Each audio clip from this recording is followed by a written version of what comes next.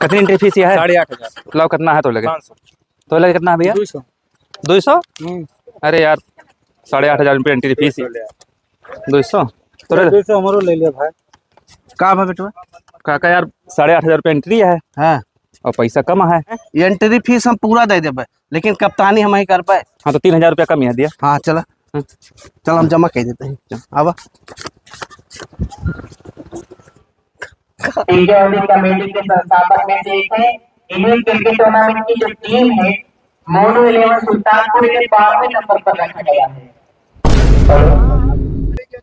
बेटवा हम entry fees जमा करें, हम चूती आई तो हमें बड़ा नंबर पे डाल दे। बाबू साहब चला, हम जा वोट नहीं कर रहे। चूतिया आई पैसा कम पड़ता रहा, पैसा लिए हमका कैप्टन बना दे और हमका बड़ा नंबर। हम यार चूतिया 3,000 रुपया जमा करे। चला पहले ओपनिंग करबे हम।